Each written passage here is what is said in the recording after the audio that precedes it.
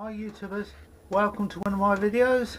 Today I'm going to talk about diesel heaters, but more to do with the fuel pump, which you can hear this one going. I've just switched this on to give me a bit of heat in the shed, but this applies to any of these Chinese diesel heaters, whether it's a water one, a hot air one, or combination one. Okay, now I haven't got any pumps to hand to show you other than photographs, but the diesel heaters or night heaters have a pump on them which goes thump, thump, thump, thump. And the reason why they make that noise is because they're what's called a solenoid pump. They're also called a dosing pump. And basically when you apply electric to the pump, it actuates a solenoid, which is like electromagnet, and it pushes a piston forward, and when the power goes off it goes back. When it goes forward, the piston in the pump like that, it pushes a dose of fuel into your diesel heater. Doesn't matter about the size of the pipe, it's the pump that determines the amount of fuel it's pushing through. So I'll just show you, this is a syringe. So if you can imagine that, as soon as it gets power and that's got liquid in, it will pump it out and then it'll go back and refill. So in that one action, it's put a dose of fuel into the heater. Now, depending on the type of heater, the size of the pump, will be the amount of liquid it's actually putting through from the pump. Now on the pump body of these these diesel heater pumps, there should be a marking of how much fuel it pumps in 1 month.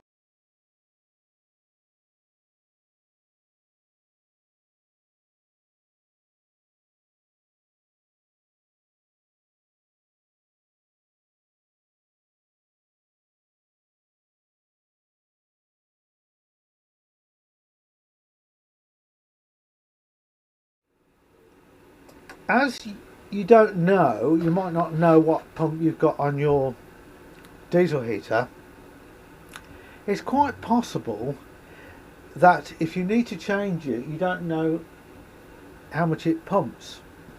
So you may buy a pump which looks identical to what you've just taken off your diesel heater, but the inside mechanism could be different. And I'll try and explain with this. If you can see that syringe and pretend it's the pump, goes forward and back to the same position, so it only pumps that amount of fuel. Stroke. So this pump pumps more fuel, if you see what I'm getting at, and the amount of fuel it pumps is dependent on the stroke of the piston and the diameter of the piston. So although it may move the same distance, it may have a bigger piston in it, like this syringe. So just recapping, this represents the pumps.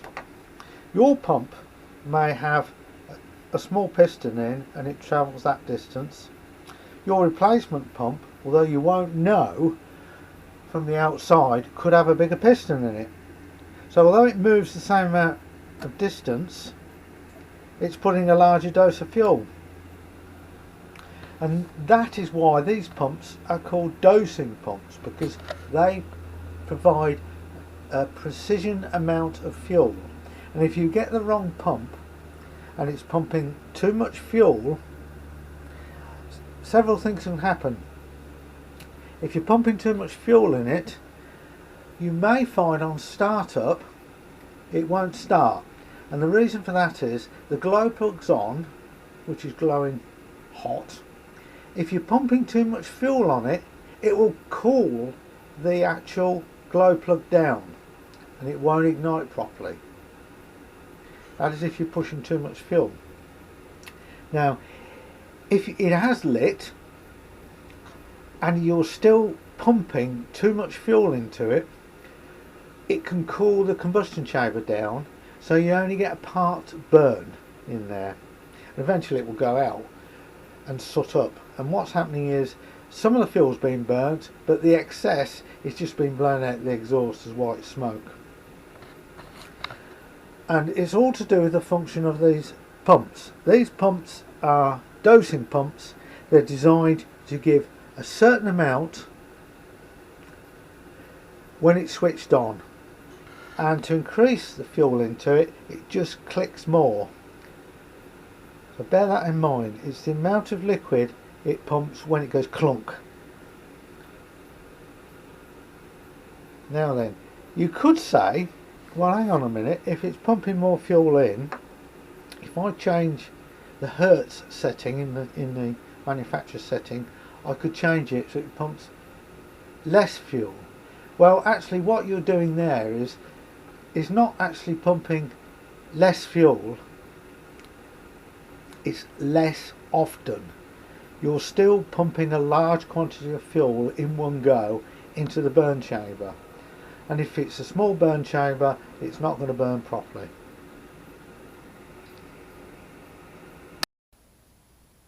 Well, I'd like to apologise for the first part of this video. I don't think I'm very good at explaining how things work, so I thought I'd try and do it with a piece of paper and show you the symptoms and what can happen is if you're over fuel.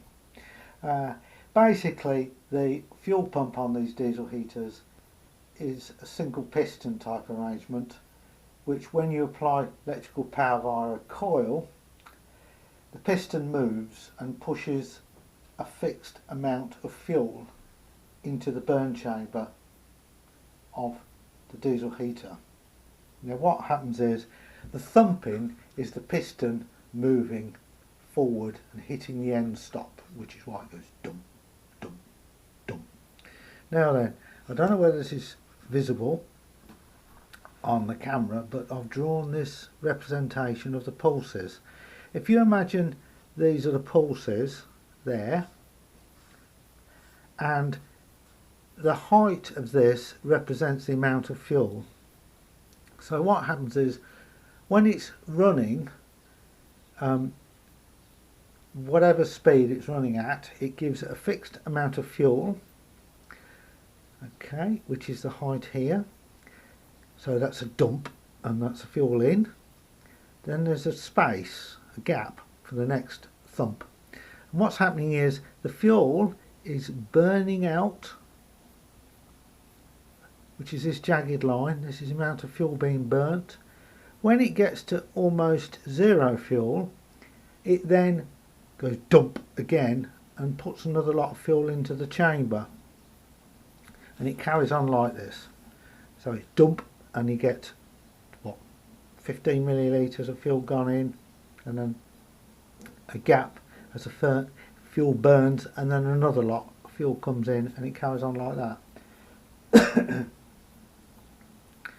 It's a very simple operation. The fuel pump does not give a larger or smaller amount of fuel. All it gives is a spurt of fuel at the same dosage, and that's what happens to burn.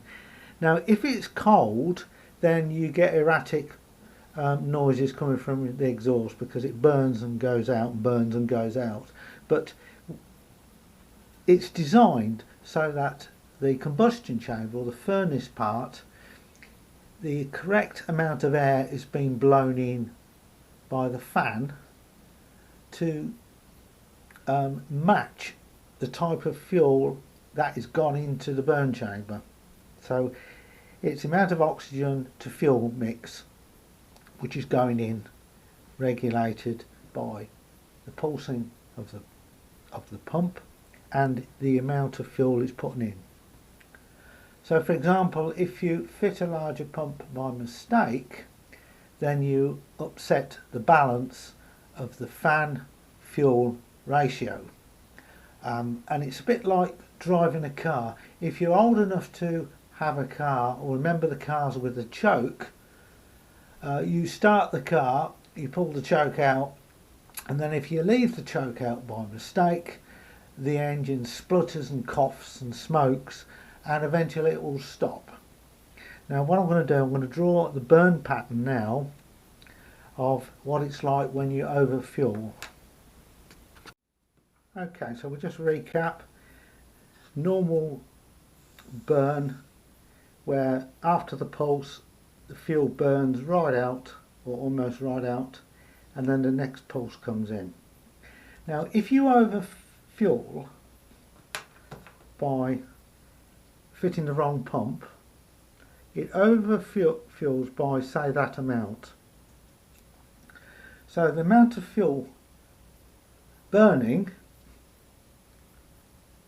this is where it burns, but rather than almost run out, it leaves that amount of fuel still inside the chamber. There. So on the next, so that amount is still left in the chamber. So when the next pulse arrives, that amount of fuel is added, because it's already there,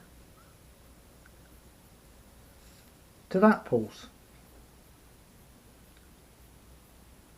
So the next pulse, the amount of fuel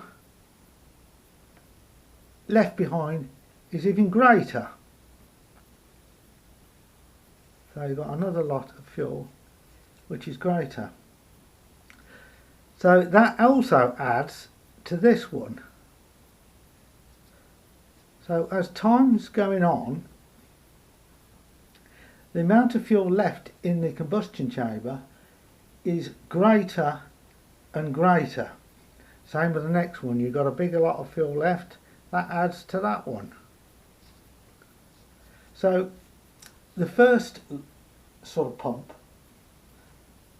it'll probably ignite, but the further you get along the line, the more fuel is left in the cylinder, which is like increasing all the pulses of fuel, because it never empties. So it just keeps topping it up and topping it up and topping it up. And what happens is you get to a point where you get lots of smoke and creating soot.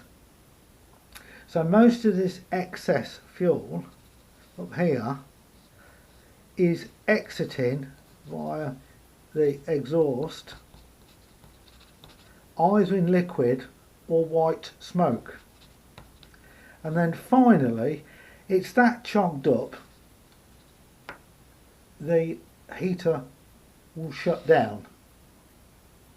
Hope that makes sense.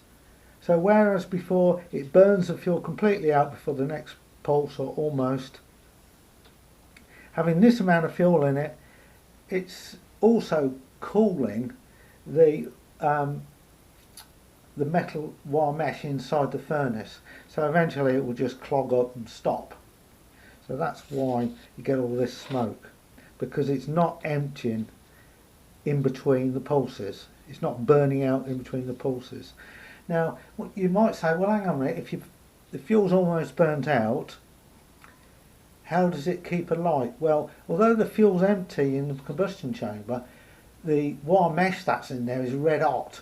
So when the next pulse comes, it ignites it straight away. But obviously, continuing on with the burn patterns, what you have to think about is, shall I change the pulses? How often the pulses come?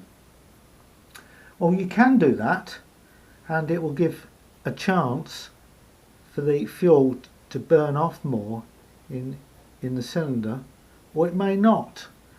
The actual combustion chamber or cylinder within the heater is specifically designed to optimize its performance in terms of air to fuel ratio. And remember that the actual fan inside the heater, also as well as pushing the heated air out, it's also blowing air into the furnace. So although you can change the pulse rate in hertz, you don't actually change the fan speed. So you're still going to get problems, because when you change the pulses, so if you double the time between the pulses, in other words they're that slower, to allow for the fuel to burn, you still haven't changed the ratio to air. And what you would need to do is to change the speed of the fan, and that comes all sorts of problems, because basically you'd possibly need to speed it up, which means it'll be blowing air round your van and it may not be controllable. You may get the van too hot, so you will have to do some alterations there, and it doesn't really solve the issue. You're still putting in too much fuel, and you're expecting the amount of air that's been blown in to do the job, and it's not going to do it. Now, continue on to do with the diesel heater pumps. They're all pretty noisy. They all go clunk, clunk, clunk. They're quite an efficient pump, but they can be very irritating, the noise. And I'm going to talk about a different sort of pump that it may be possible to use. Maybe is what I'm saying is. I don't have the full knowledge to do it. But there's a pump called a peristaltic pump.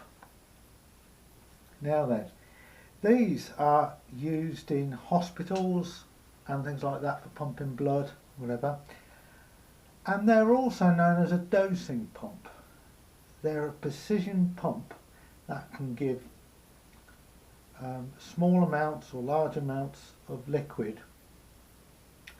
The difference being is these pumps use an electric motor which spins, which is obviously a lot quieter than something that goes thump, thump, thump with a solenoid. Now, the amount of liquid on them that is pumped depends on several factors, and one of them is to do with the size of the pipe used in the main part of the pump, the diameter of the pipe. Secondly, the speed of the motor, and thirdly, which is also related to it, is if it has a gearbox or not. Now, with the going back to the diesel heater pumps, they're solenoid, so for them to work you put power on them and then you take it off. Put power on and take it off. With a peristaltic pump, I'll make sure I say it right, you either vary the size of the pipe for the amount of flow you want, or the gears associated with the gearbox for the motor. But you can vary the amount of fluid by varying the voltage to the electric motor. So, for example, this is only a rough, give you an example. So if you halve the voltage, you may halve the flow rate, for example. That's a rough example. So out of the diesel heater itself, you get a voltage which goes on or off for the old pump. Now then, if that signal could be converted to varying voltage, then it would be possible, I believe it would be possible, to convert it to a peristaltic pump. Now what I'm going to do now is I'm going to add some pictures or photographs to the video to show you what a peristaltic pump looks like.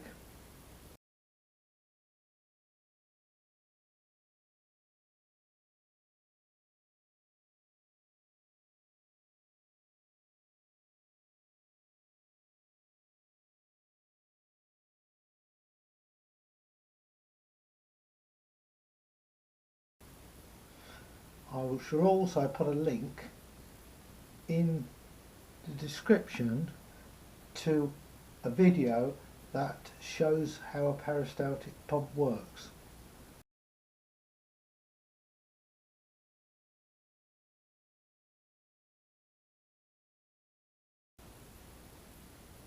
so you get a better idea of what they do. And they are almost totally silent. Now then, a lot of people are starting to hang the original diesel pump on tie wraps and wrap them in foam and everything else to cut down the noise. I noticed recently that there is quiet pumps being advertised, and it's a bit of a catch really, because what they're trying to do is they're offering a higher capacity flow rate pump, and what they're hinting at is if your pump is going click, click, click, click, click, click, click, click, click, click, that is obviously louder than a pump that's going click, click, click. So what they're doing is they're sort of fiddling it to say that is if the pump's pumping slower and giving the same amount of fuel, it will be quieter, but it's not. There's also a device that started to come on the market, and you fit it between the normal pump and the heater. And I think I haven't got one, I intend to get one to try. I think it's a form of a regulator of some sort, and I'm guessing that what happens is it slows the action down of the piston in the pump. It restricts the fuel flow slightly, so it regulates the fuel coming out of it. So it stops the piston from hitting its end stop, because it's slowing the piston down, it's absorbing some of that flow, but I'm not 100% sure. I've not got one of these units, so I can't test it, but if I can afford it I should buy one and do it. I've worked with solenoid fuel pumps before on a lot of cars and racing engines that I've been involved with. They are fitted with what's called a facet pump, and these are a larger version to the pump that's used on the diesel heaters. But what they do is they run nearly all the time, and any excess fuel that goes through them is sent back to the fuel tank. So you don't get, generally speaking, the pump going varying ticking noise. It's a constant speed of ticking. And with those, how they regulate it, they fit a regulator after the pump, and that smooths out the pulsing of the fluids. And I think that's what they're trying to do with this new gadget that is available on the market now. It's sold in America mainly.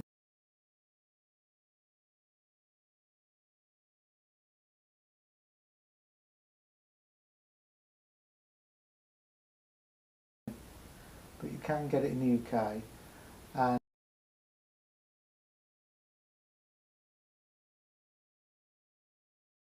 And I think that's what that does. It regulates, it smooths out the pulsing of the fluid, and I think that stops the piston hitting the end stop, but I'm not 100% sure. But if I get more information on that, I will update or put another video out. So thanks for watching so far. I hope this video is helpful. This is all my interpretation of what I understand about these pumps. So thanks for watching.